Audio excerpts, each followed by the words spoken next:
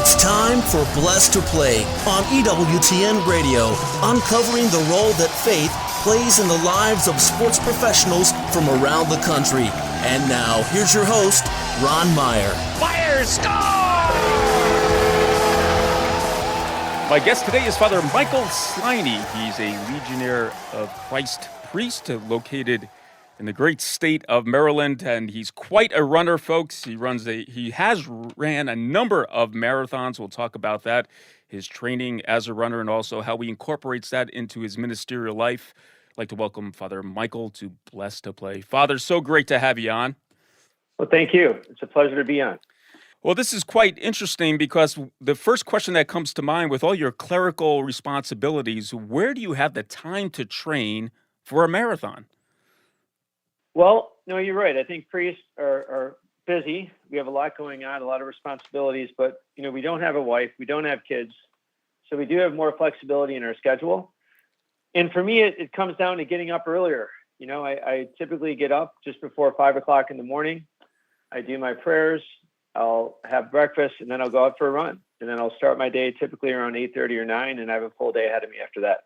All right, so it's been 10 marathons, 2 in Hartford, 2 in Suffolk County. You ran the Marine Corps Marathon. You had a number of bishop events. You qualified and ran Boston in 22 and just this past one.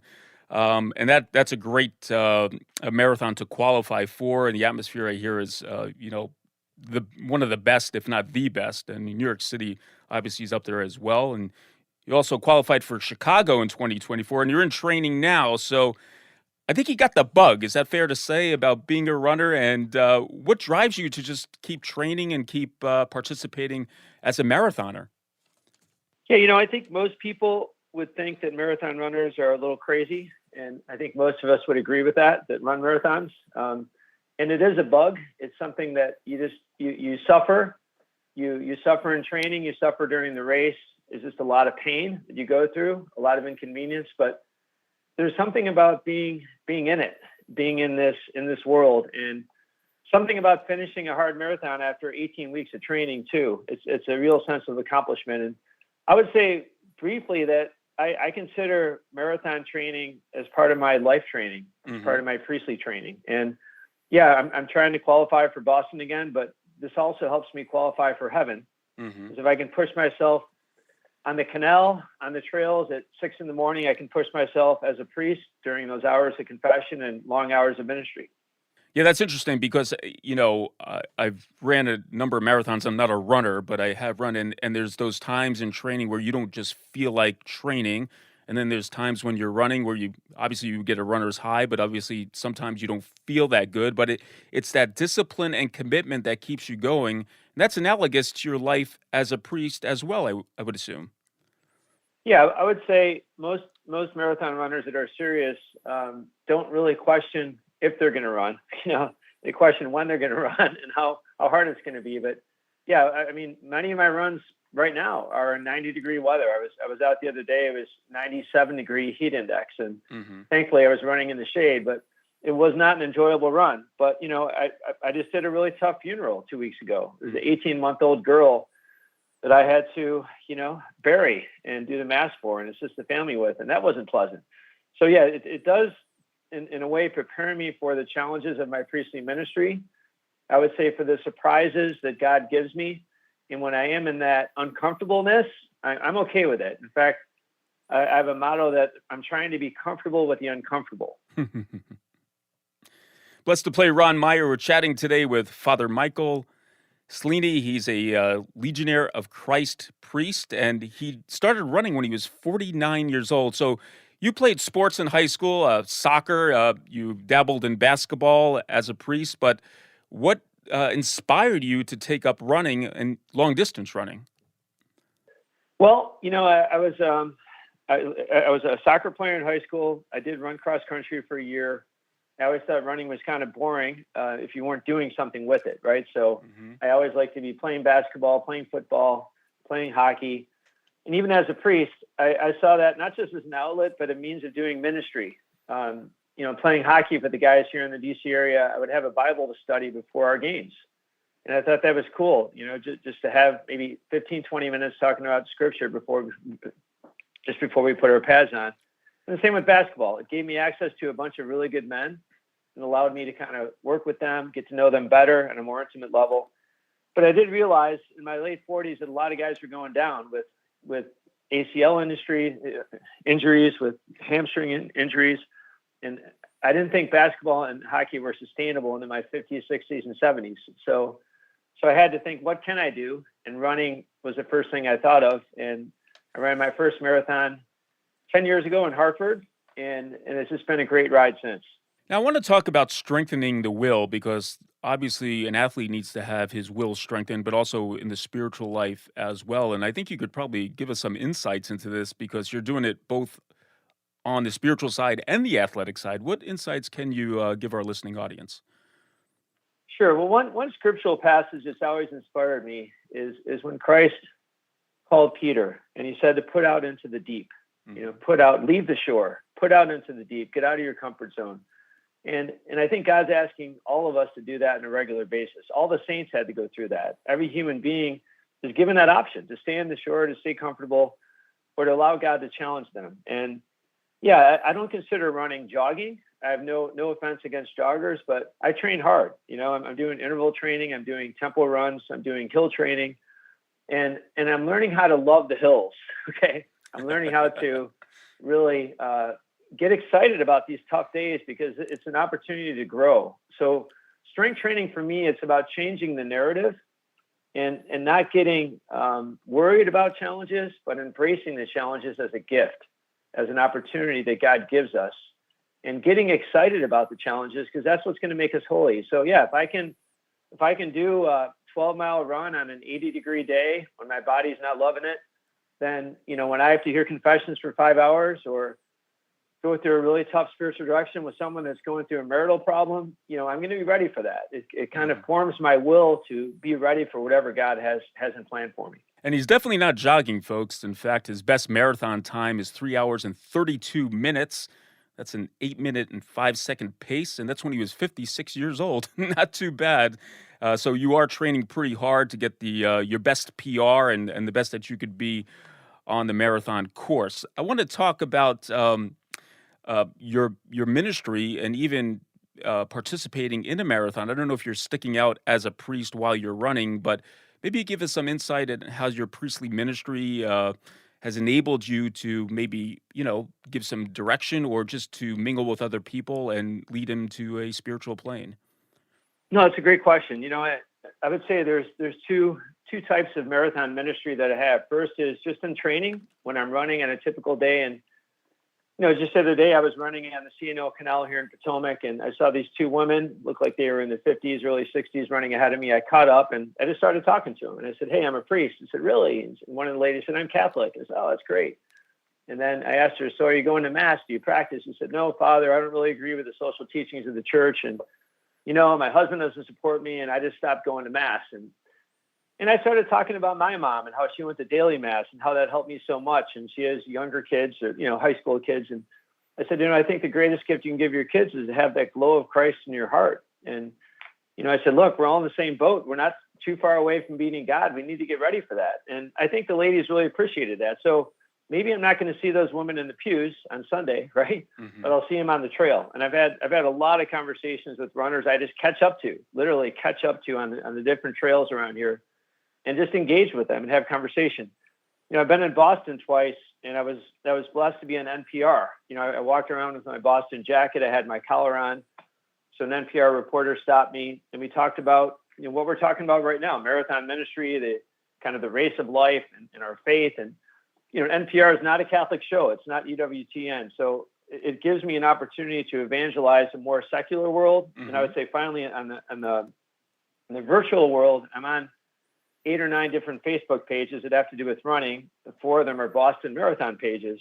So I'll post my running time, and then I'll post a quote and maybe a spiritual thought. And I've gotten so much feedback from all these runners who maybe aren't going to church, who have left the faith, but are really into running, and they respect me because I'm in the Boston world. So it gives me a platform I can use to evangelize. And I feel today we need to almost go to the people, leave the sacristy, leave the altar, and go into the dirt, and go into the trails of life and meet people where they're at, and and try to bring them back. Because right now there's a problem. We don't have a lot of practicing Catholics in our country. Blessed to play Ron Meyer. We're chatting today with Father Michael Sliney. He's a Legionnaire of Christ priest. He's located in the Beltway in Maryland, the Potomac region, and running some marathons, a few different marathons. And what's your favorite marathon? I have to ask you. I mean, Boston sticks out to me, but that might not be your favorite. I would say Boston so far is my favorite. I'm looking forward to doing Chicago. I'm training right now for the Chicago Marathon. That'll be October 13th. What I like about Chicago is I'm from Michigan. I'm from the Midwest. So I look forward to running with a bunch of Midwesterners, hopefully, at least a good number of people from Chicago. I love that crowd. But what's unique about Boston is you have fans for 26 miles. I mean, for 26.2 miles, you have thousands of fans cheering you on every step of the way, and I usually write in my bib, Father Mike, so people can see it. Mm-hmm. And I try to run near the sideline so people can see a priest is running. So look at that, there's a priest, go Father Mike. Hey, so it's kind of cool to kind of see all the Catholics out there that were really happy to see a priest running. And Boston has that. I really enjoyed the Marine Corps Marathon. Mm-hmm. I'm a big supporter of the military. I'm grateful for all those folks that are giving their life to defend our country, and just to see all the Marines out there cheering us on. That's a tough race. So those would be my two races so far that I'm really grateful for. All right, let's take a break. On the other side, we'll continue our discussion with Father Michael Sliney. We'll talk about faith and also running the good race with this good father from Maryland when Blessed to Play returns right after this.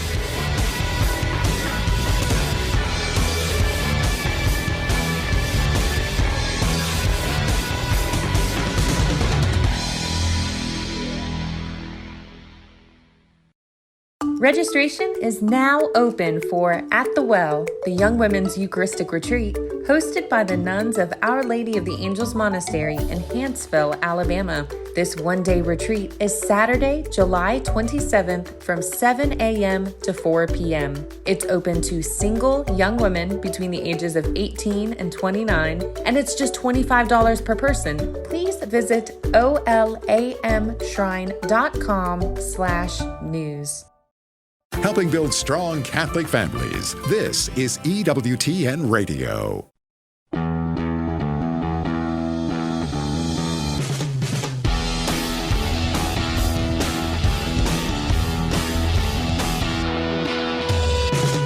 Welcome back to Blessed to Play. Ron Meyer joined today by Father Michael Sliney. He's a Legionnaires of Christ priest located in Maryland, and he's a marathon runner. In fact, he's run a few marathons. How about 10 of them? Completed Hartford twice, Suffolk County twice, the Marine Corps, 3 bishop events in D.C., and he qualified and ran Boston in 22 and 24, currently training for Chicago. How about that? And really makes a ministry out of his running, being able to chat on social media and lead people to a discussion of faith, and also just popping up on the trail and seeing people there and getting into discussion as well. And he seems to love what he does. Not only running, Father, but you like to play basketball. And I want to talk about this because you were part of a team called the D.C. Hood. It's a team of priests from the Archdiocese of Washington, and you would play priests from the Archdiocese of Baltimore at the Verizon Center, I think before a Washington Wizards game. Why don't you talk about your affection for basketball and in that game in particular? Sure.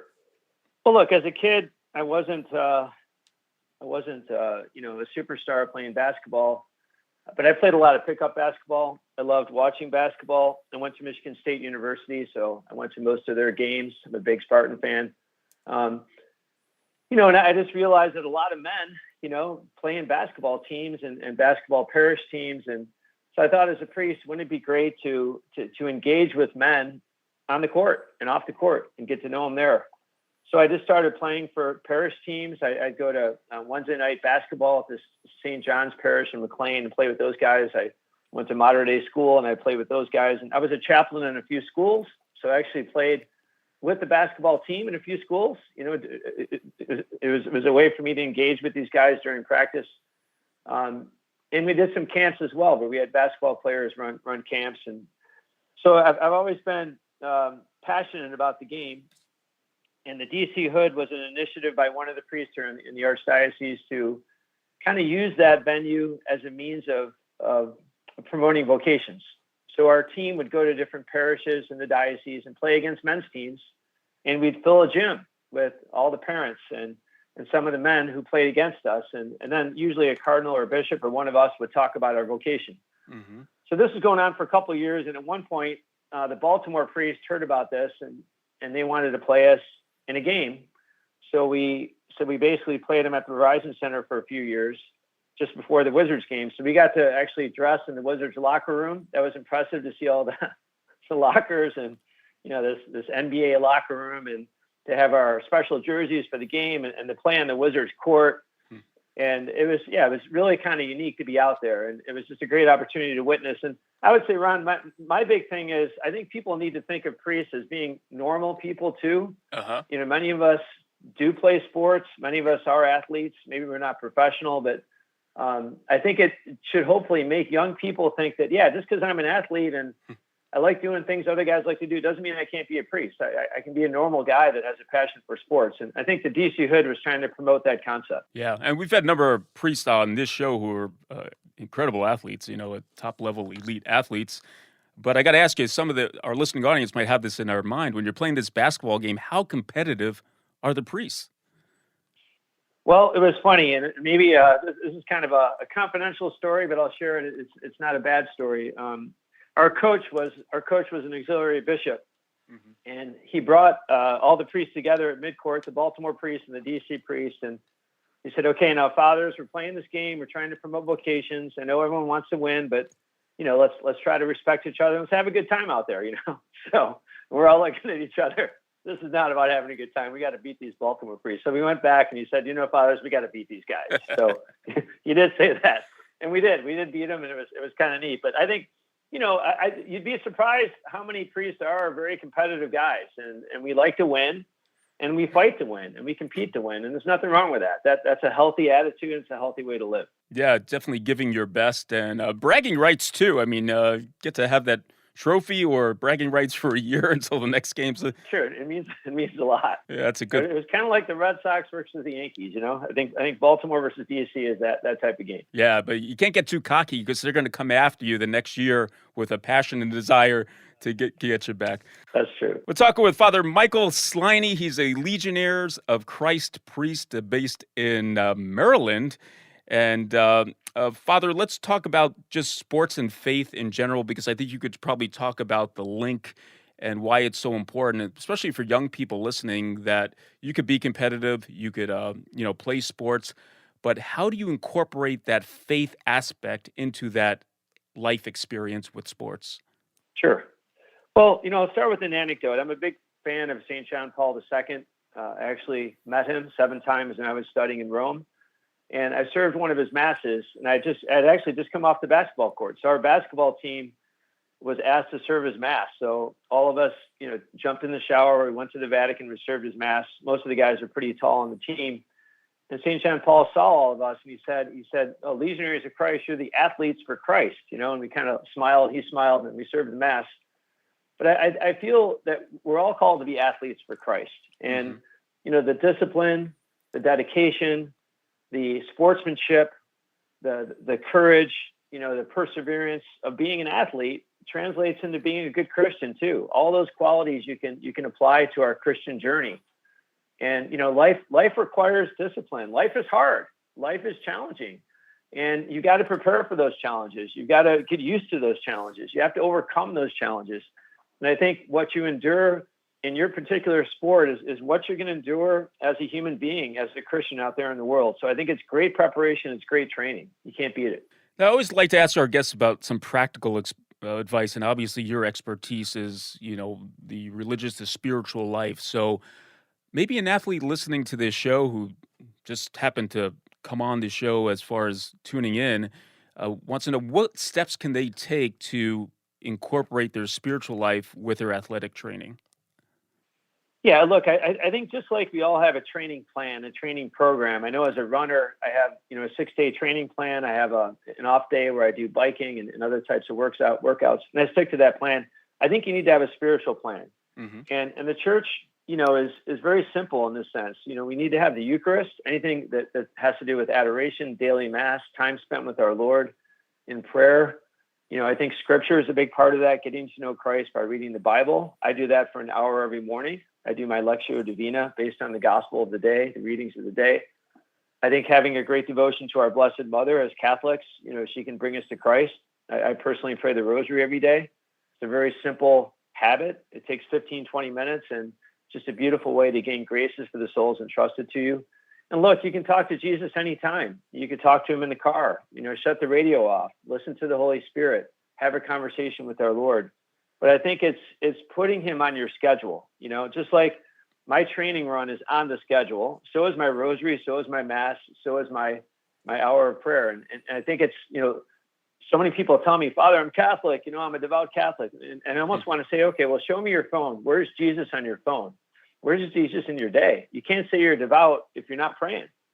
So I think having a plan that works for you. And one thing I'd say, Ron, is, look, I'm a runner. Not everyone has to run. Some people are into swimming, biking, whatever it might be. Mm-hmm. There's so many ways to pray and connect with God. Find a way that works with you and stick with it. And try to get closer to Christ as a friend and as a brother. That's what you need. That's where you're going to get strength. Yeah, that's a good point. Blessed to play, Ron Meyer, chatting today with Father Michael Sliney, Legionnaires of Christ priest, marathon runner, and Father, you've entered this community of running, and it's a group of people that you don't ordinarily see in society unless when they come together for a run or a marathon. Is there anything characteristically that you could have experienced through being part of this community of long distance runners? I'll share an anecdote. I remember I did a half marathon in Brooklyn on the Hudson River in December, about 9 years ago.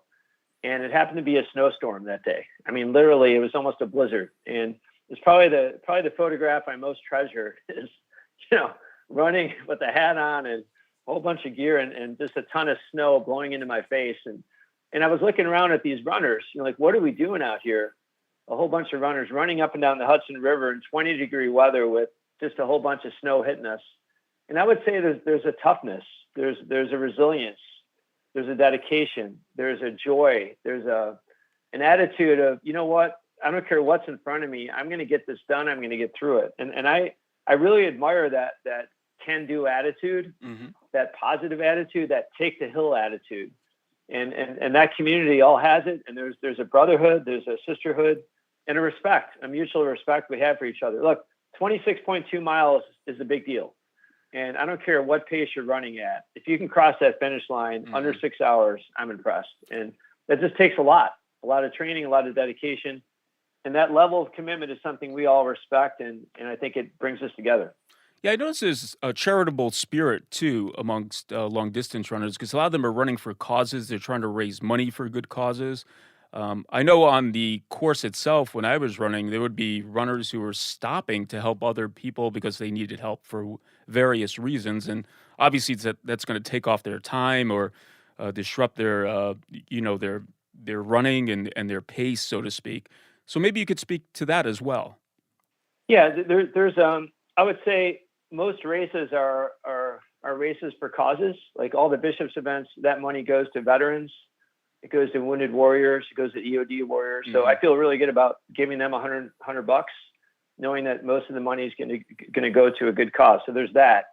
In most major races like Boston, Chicago, you can if you can't qualify, you can pay $5,000-$10,000 for a charity, and that goes to Children's Hospital or maybe another good cause. So there's a lot of that too. But you're right. There's a spirit of really caring about other people as you're running. I remember my first Hartford race. I was really impressed by this woman. It was around mile 19. And 19 to 23 was kind of a loop. It was a 6-mile loop.